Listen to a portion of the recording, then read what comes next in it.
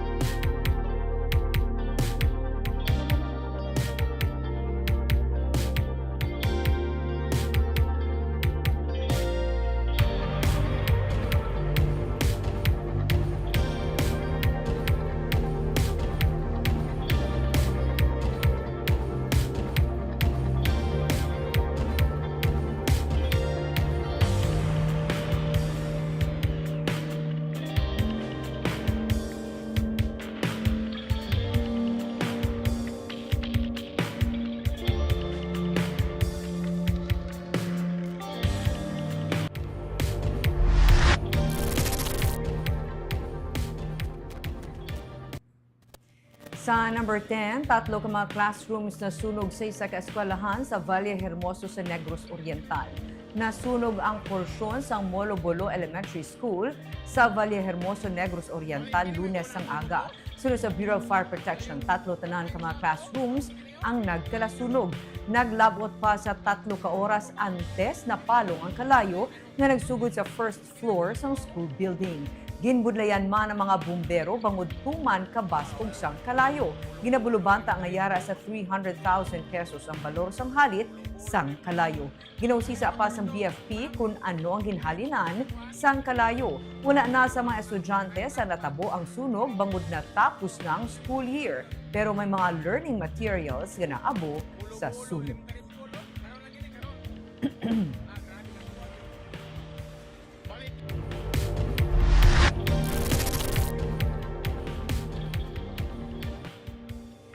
Sa number 9, senior citizen patay sa sunog sa San Carlos City. Patay 76 anyos nga si Antonio Obinque. Matapos masunog ang iya sini nga balay sa sitio Medina, Barangay Rizal sa San Carlos City sang Domingo. Sunod sa kay Pulisa Major Ronald Santillan, ang Deputy Chief of Police ng San Carlos City PNP, nagsindi ang biktima sang kingke apang ginapatihan nga ini ang nahulog kag naglapta ang kalayo sa iya nga balay.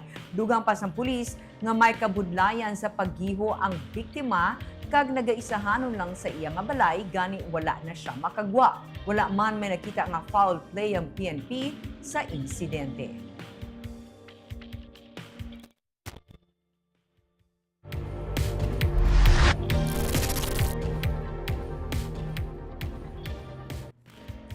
Sa number 8, partnership sa tungasang public hospital kag LGU ginatun-an Zero billing sa mga private hospital pagi sa ginadihon nga partnership sa mga pampubliko nga ospital tagaan atensyon ni Mayor Albi Benitez. Magluwas sa partnership nga natukod sa Bacolod LGU pod sa mga private hospital pagi sa backchip.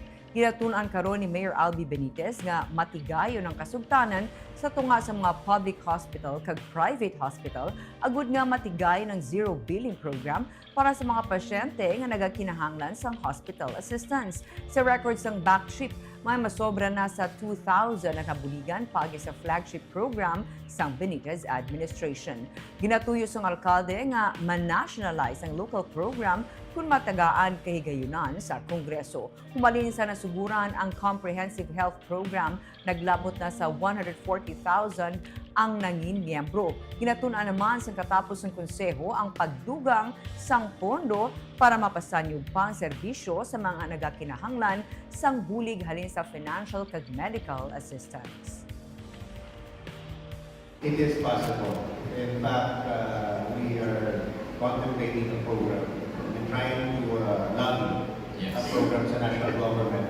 Tanan ng mga government hospitals will be zero balance billing. Yes.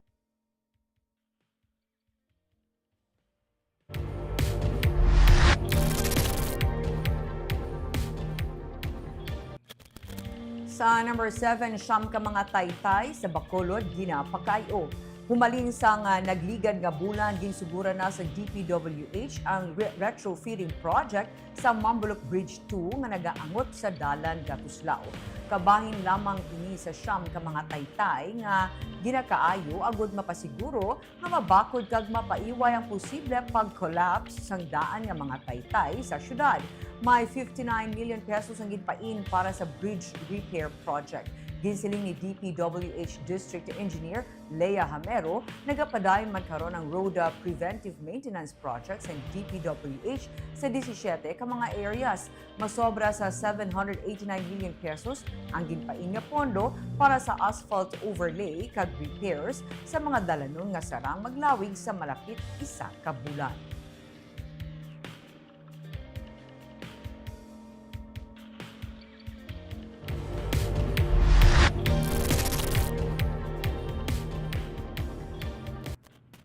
Sa number 6 kaso sang dengue, nag-aamat-amat na panubo sunod sa Provincial Health Office. Dengue cases sa Negros Occidental ang nagdangat sa 1,692. Inisandig sa report sa Provincial Health Office as of April 19. Nagapabilin sa 7 report dengue-related deaths. Kung ipaanggit sa kasubong ation sa nagligad nga tuig, 341.78% nga mas pataas ang kadamuon sang kaso karon. Pero sino kay Dr. Gurley Pinonggan, ang Provincial Health Officer sa ilang monitoring, makita naman ang amat-amat na pagnubo sa kadamuon sang dengue cases. Para ng panawagan sa PHO sa publiko nga magpanilo sa palibot para malikawan ang balatian nga dala sang lamok. Kung may mga sintomas ng dengue nga nakita kaangay sang paghilana, rashes kag pagpananakit sa kalawasan, mas maayo nga magpakonsulta gilayon.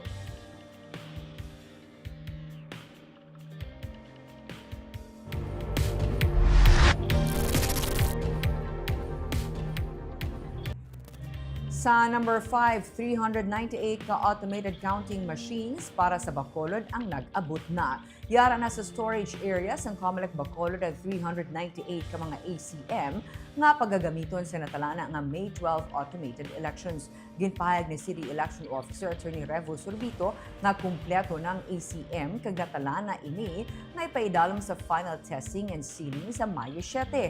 Ang mga ACM ang kabahin sa 2016 ka units na una nga na-deliver sa secured warehouse sa Comelec sa nagligad nga semana. Ginapaabot ni Provincial Election Supervisor Attorney Ian Lee Ananoria nga posible buwas magainabot ang dugang ang mga ACM nga kinahanglanon sa adlaw sang piniliay. 2,494 ka mga ACM ang natalana sa Negros Occidental.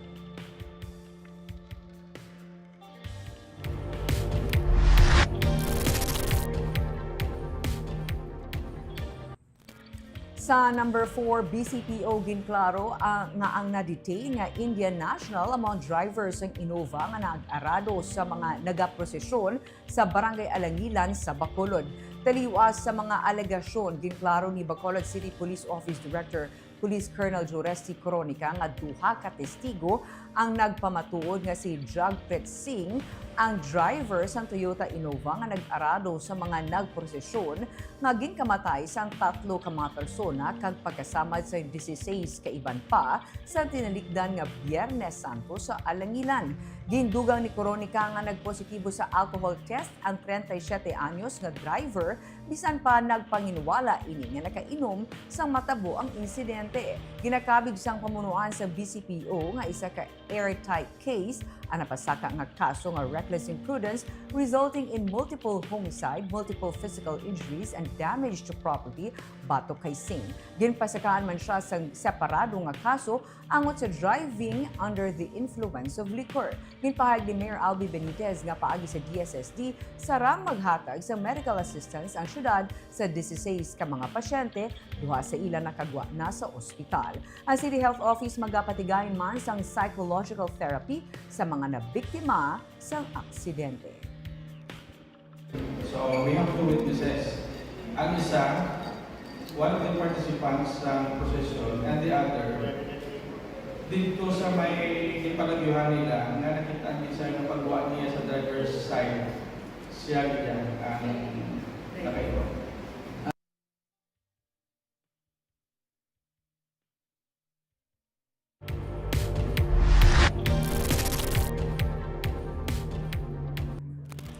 Sa number 3, may pagsaka sa kadamuon sa respiratory diseases sa Poultry.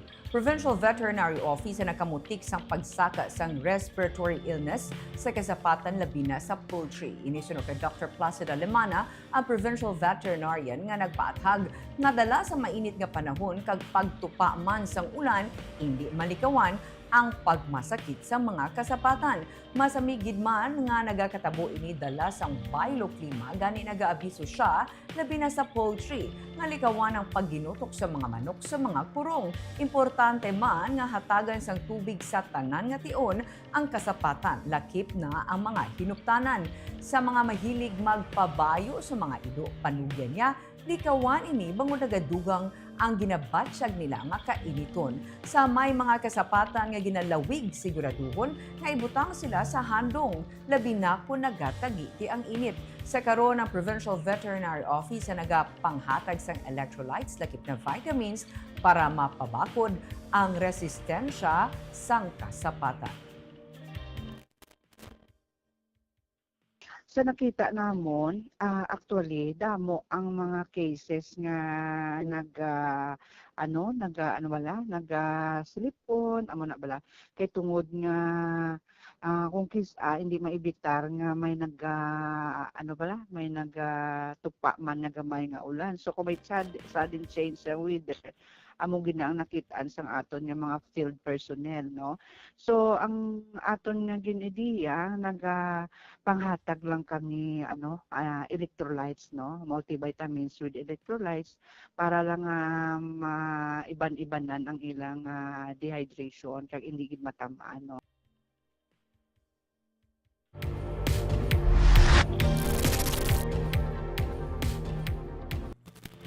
Sa number 2, DRRMC, La Carlota nag-recommend nga wala lang anay isang dalago nga outdoor nga pagtililipon sa syudad. Ginrekomenda sa Disaster Risk Reduction and Management Council sa La Carlota City ang pag-ban sang outdoor mass gathering sa tunga sa mga aktibidad sang Bulkan Kanlaon. Ginarekomenda sang DRRMC kay Mayor Rex Halandoon ang pagpatuman sang ban sa mass outdoor gatherings, ilabi na ang mga pagtililipon sa public plaza kag sa oval sang Doña Hortensia Salas Benedicto National High School. Para sa NDRMC, ang outdoor mass gatherings ang posible magbutang sa publiko sa delikado nga sitwasyon kag mangin kabangdanan sa problema sa emergency response operations. Ginahaylo ang publiko nga magsuksok sang face mask kunyara sa gwa. Kanselado na ang tanan nga mga aktibidad sa City Gymnasium kag Oval sumugod Abril 26. Una na nga ginpahayag sa Philippine Institute of Volcanology and Seismology nga posible gihapon ang major eruption sa bulkan kanlaon. Ginpatag man sa LGU nga wala pa sang petsa kung saan patigayuno ng 43rd Pasalamat Festival.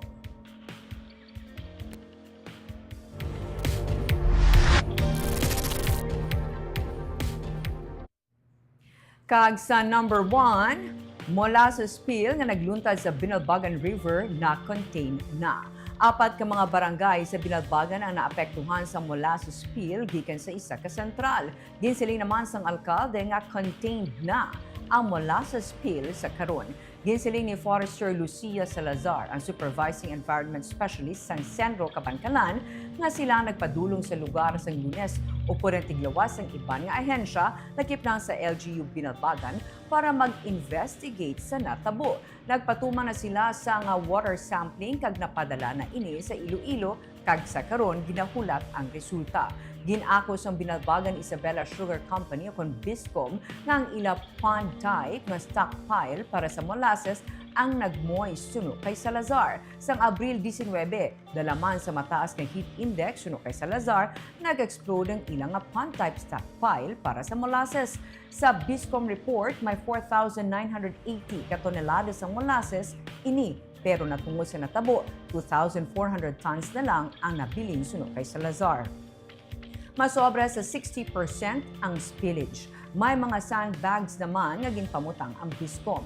Nagpatuman man sang pagkolekta sa molasses spill nga nag-apekto sa barangay Canmoros, Progreso, Marina, San Juan. Dugang pa niya, may gin-report nga fish kill sa coastline sang Canmoros. Sunod kay Mayor Alejandro Mirasol, ang LGU po sa Biscom Management ang nagapadayon sa clean-up and recovery efforts para mabuligan ang mga apektado nga lugar.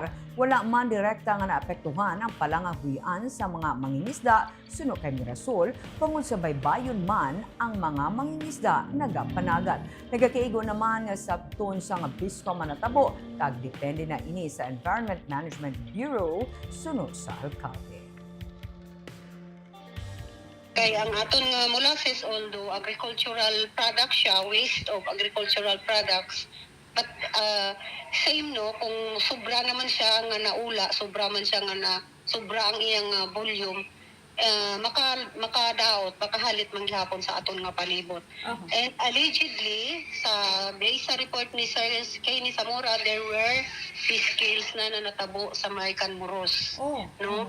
So, ang indicator kagahapon namon nga na-prove nga may fish kill, ang aton nga mga pispis, di ba lang nga mga turns, sangya sila, kay damo sila food. Contain na siya. Since kahapon na contain lagi man galing ara na nakagawa lang bala mo nang natipon sa buong dollar spare man na. Mayor, nang damo ang fish kill, Mayor. Hindi man ara mo lang ba?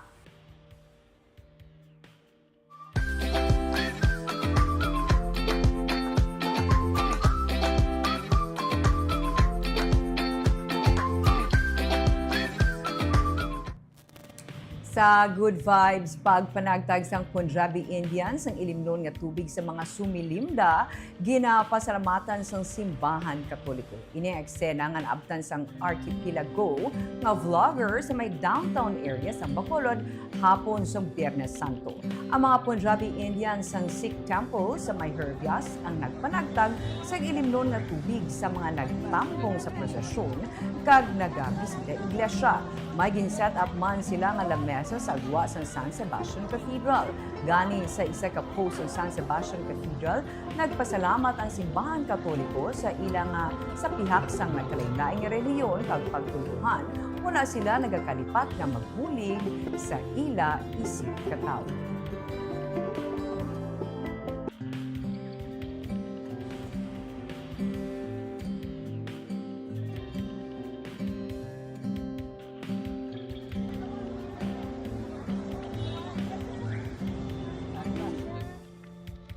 Kagamoyato ang top 10 stories of the day. Tubtubwas, ako si Barbara Mijares. Maayong hapon.